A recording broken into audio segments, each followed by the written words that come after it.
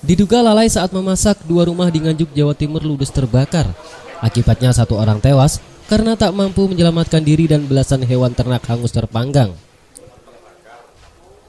Korban tewas bernama Jumiani, 21 tahun, warga desa Sonanggan, kecamatan Loceret, langsung dilarikan ke rumah sakit Bayangkara untuk dilakukan visum. Korban tewas terpanggang api saat rumahnya terbakar hebat dan tak mampu menyelamatkan diri karena sakit. Kejadian berawal saat pemilik rumah Kartini sedang memasak di dapur. Ia pun berpesan kepada suaminya untuk mematikan api karena dirinya hendak pergi ke sawah. Suami Kartini pun kemudian mematikan api dan menyusul istrinya ke sawah sesaat kemudian. Setelah keduanya pergi ke sawah, ternyata sisa api di tungku masih menyala dan merembet ke dinding rumah yang terbuat dari bambu. Api pun semakin membesar, membakar seluruh isi ruangan dan sebagian rumah di sebelahnya.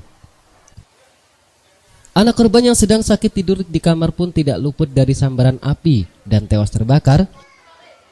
Sementara belasan ternak kambing di kandang pun juga hangus terbakar.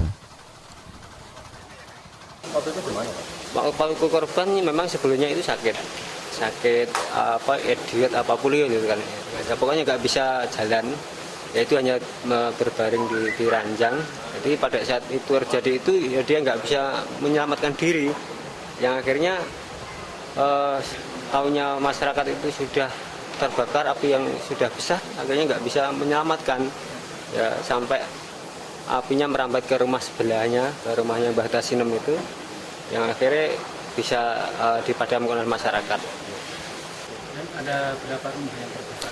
Sementara dari dampak itu ada 2. Namun demikian ini semuanya masih dalam keluarga karena yang terbakar pertama ini adalah anak daripada Ibu Tasinem tadi.